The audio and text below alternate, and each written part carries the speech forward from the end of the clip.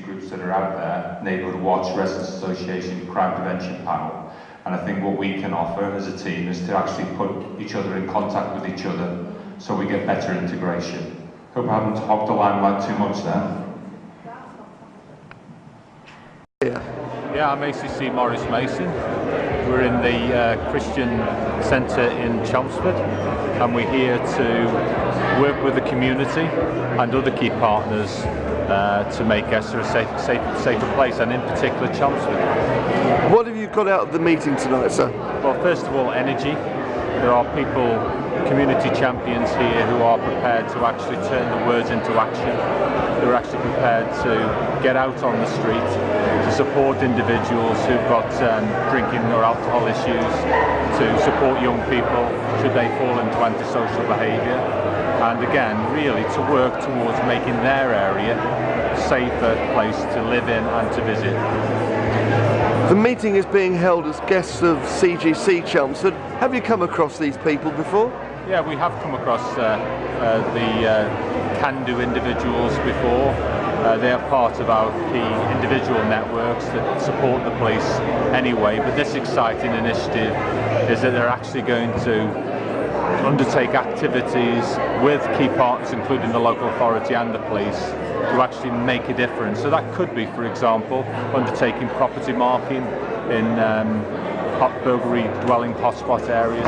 It could be actually working with people who are perceived to have problems with street drinking, and it could be working with young people for antisocial behaviour. Incidentally, all of those issues that I've mentioned are community priorities for the people of Chelmsford. Do you feel as if there's going to be a good side to these £42 million budget cuts, and the community will be reclaiming the police? Well, I mean, in terms of the £42 million cuts that decided by politicians, my job is to make sure that I provide the first-class service to the people of Essex, whatever the budget is, and my officers firmly believe that we can do that. What we do need is the support of the community, but that hasn't changed. That hasn't changed since the police service was come into being in 1829. We still need the support of the community to take action to make their area safer. So you would be doing an exercise like this whether you had a full stock of police officers or not, you feel? We do. I mean, obviously there's an imperative, but we have got a tradition of working with the community, of the people of Essex in a lot of areas. But this actually, in my opinion, really brings people together. It brings partners together to be able to turn their money into action and their words into action. And I think that the individuals here will make it a go of this, and the people of Essex have got my commitment that I will do what I can to support this initiative. And what's your message to Mr. Stephen Kavanagh? Well, Stephen Kavanagh, first-class leader, been in post 6 months. We're already seeing crime coming down, dwelling burglary coming down, and he too has got a commitment to work with the people of Essex to be able to make their area safer. There's a total 100% commitment from him. And what's your message to the men and women under your command about ROC? Well, the message to my people is that then they know this anyway, because they're individuals that go out on a daily basis in very difficult and demanding circumstances, sometimes putting the life in line for the people of Essex. My message to them is, come on, let's work together with the people here, let's work together with the community, and because there's a lot of benefit for everyone involved in making this area safer. If you don't mind me saying so, there's a lot of personal enthusiasm from you, not paid enthusiasm. Why are you so personally enthusiastic about it? Well, first thing is that, I tell my officers this, a can-do attitude is so important, an attitude that believes we can make a difference. My officers have got that commitment, and they are on a daily basis going out there and making their area safer. I've got a vibe. I've been experiencing in the police service now for well over 20 years, and I can tell when an initiative is going to turn into action, and I'm convinced that the people here that are running ROC will make a difference. Hi, I'm Deborah Green, Founding Director of Redeeming Our Communities, or ROC for short, and we're here tonight in Chelmsford having a ROC conversation, and the great and the good are here, movers and shakers from the community. We're talking about meeting social needs and setting up ROC projects in Essex. You kicked ROC off. Did you have a vision? How did it come to you? Yes, it started in my city, the city of Greater Manchester, where I was born, looking at the fact that our nickname was Gunchester, and we wanted to change that perception and also the reality of some gang warfare on our streets. So we started to work together with Greater Manchester Police, Fire and Rescue Service, churches and faith groups and third sector organisations who all have an interest in community well-being. How could we work together for safer, kinder communities? But then it's quickly spread into 9 cities around the UK. We're in Scotland, Northern Ireland, England and Wales now, and here in Essex tonight. How come it took off? Because this has gone nationwide, like virally. Other ideas end up in the sink. I think it's really taken off largely because of the success of some of our projects, and we want to credit the very hard-working volunteers for that success. But we've seen up to 90% reduction in antisocial behaviour as a result of our projects. That's impossible.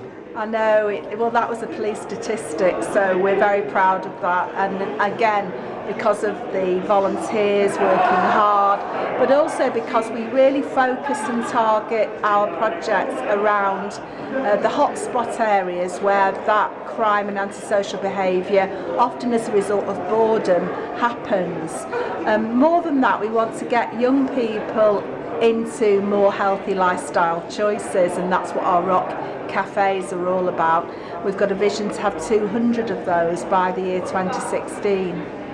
Presumably with a name like ROC, it's got to be a Christian angle here. Could you tell us about that? Yes, there is. It's ROC is short for Redeeming Our Communities, and we're a Christian-led organisation. I'm a Christian myself, but we're about people of goodwill working together towards greater community cohesion.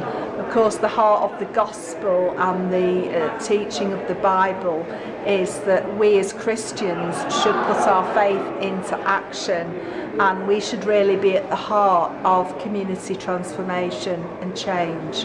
What was the point of breakthrough when it became an idea to police and emergency services in particular saying, yes, we want some of this, because so many Christian organisations' ideas have been poo-pooed away as religious mania? I think it's because we do put our faith into action, and at the end of the day the agencies, public services, the council are interested in results, and that's quite right. If we can't achieve those results, it's just a concept, it's an ideology. ROC is very much about, one of our catchphrases is just do it, and we're about making that difference and making that change, and all of our projects are measured in terms of our results, and we are constantly seeking to improve our model. So I think that's why public services and councils and other agencies really take us quite seriously, is because of the results. This obviously won't be limited to just to CGC Chelmsford. There are other churches, I would imagine, will want to come on board. So will it be a bit like street pastors, where there are people from different churches all being street pastors? Yeah, we're very much wanting to work with churches across Essex and Chelmsford in particular tonight. The reason for that is because churches have a very high volunteer culture, and we're already at the heart of much community transformation, as you've mentioned, street pastors. And what we do really is offer another whole raft of ideas on that menu of good things that we can do together in the community. Street pastors, as you know, very much dealing with the nighttime economy. We're looking at issues that facing families, chaotic families, troubled families agenda. We're looking at younger people in the evenings just out of school, antisocial behaviour, having fixed units where young people can come and have, as one boy described it, the living room I don't have at home. So we're looking to enhance what churches already do and bringing a few new ideas, innovative ideas to the table. Is Chelmsford your launch pad for Essex? It just so happens to be the area where we really feel we should concentrate a lot of our work, although we've heard tonight already that the first ROC Cafe in Essex is in a place called Stamford Le Hope, and they're already seeing 150 young people a week at that project. So Stamford Le Hope, I don't know how they got there first, but Chelmsford's hot on the tail now, and they want a ROC centre, which will be multiple projects under one roof in the city centre. We're also looking at Harlow, we're looking at Gallywood. We really would like to see ROC right across Essex, rocking Essex. I think we need it here. Good point. Do you only ROC in deprived areas? What about affluent areas? Chelmsford's a very affluent areas. Are people with money at all interested? We definitely have a focus on deprived areas, but what we've discovered in recent years is that affluent areas, and I come from a part of Manchester which is an affluent area myself, there's still social need, there's still loneliness, there are still issues going on within families, family breakdown, young people who are experimenting with drugs, alcohol and self-harm, and all sorts of issues happening in our affluent areas around this nation. And so we set up a ROC Cafe in a place called Didsbury. People said to me it wouldn't be needed, but the police and the other agencies are telling me it's a very successful project, and we're absolutely convinced that all areas, all communities need these solutions right now. We're facing an economic crisis as a nation, resources, many youth services have closed down, family services, citizens' advice, libraries even are under threat.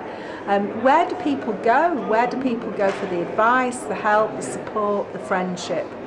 Did you know that Essex Youth Service is facing I believe it's £2 or £3 million cutback, and are looking at cutting back youth leaders, youth clubs, youth centres? What's your message to Essex Youth Service today? We can help you? We can help because we know that boredom is the key reason for antisocial behaviour.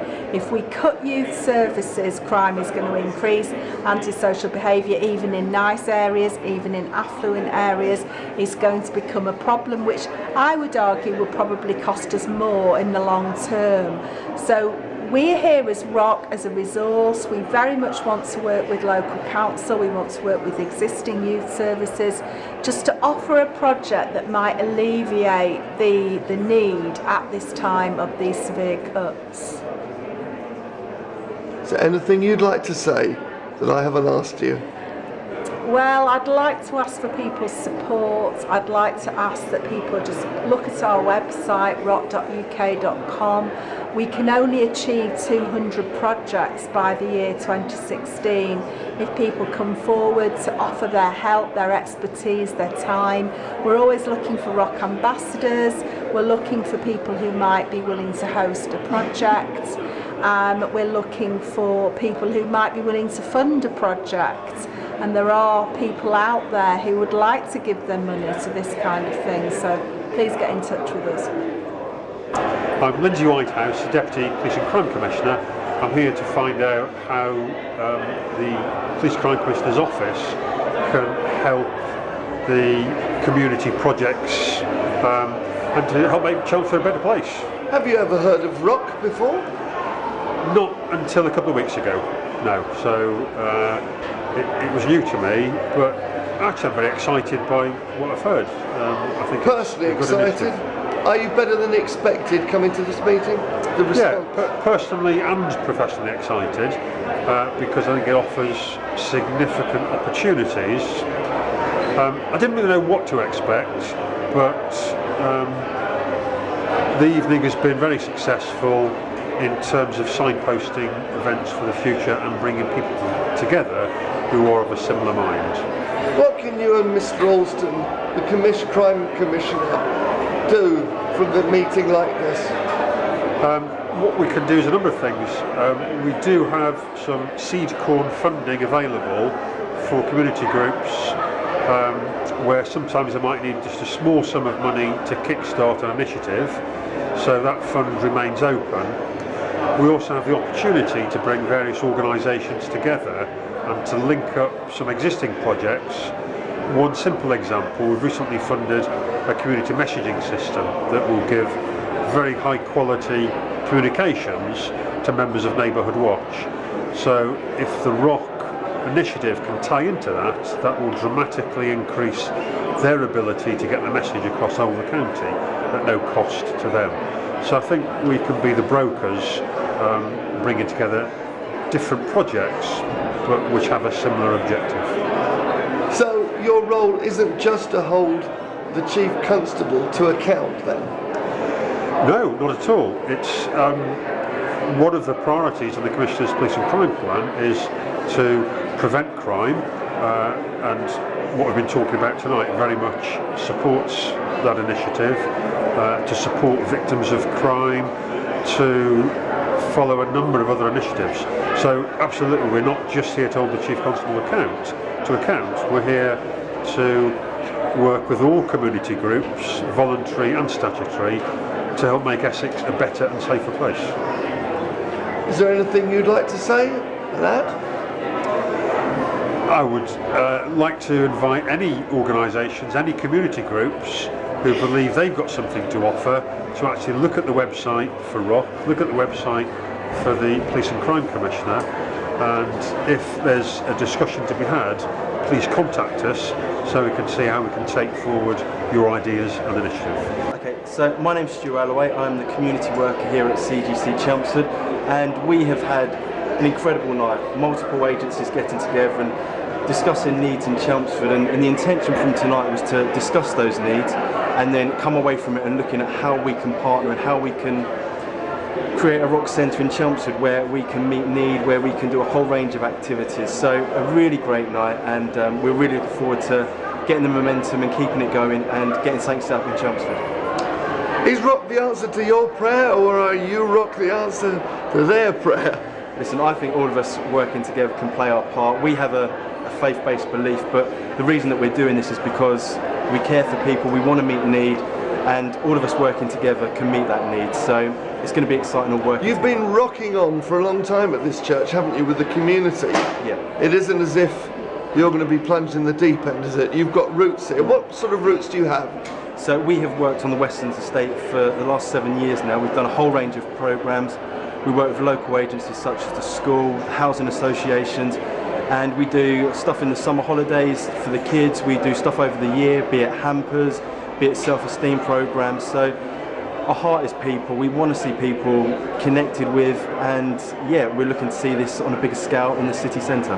Why does there have to be a ROC centre? And does it have to be in the city centre?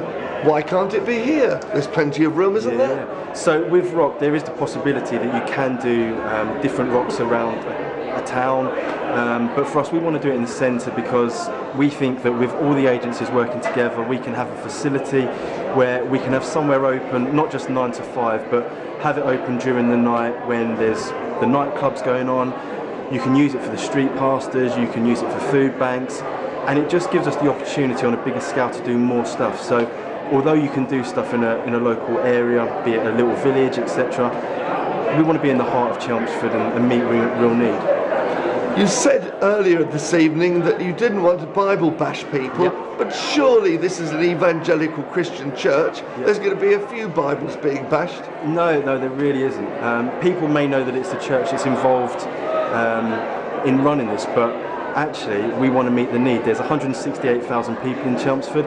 There are multiple agencies, so let's look at what the priorities are and see how together we can meet that need. So with partnerships, I sometimes think, we look at what we can get out of these partnerships, and we've all got our targets, but what if we looked at partnerships as actually a way of what can we achieve together? So with all the agencies that have been here tonight, the intention is let's work together, let's make this work, and whether you're a church, whether you're from the council, the police, let's look at the need and let's creatively together look at ways of meeting the solution.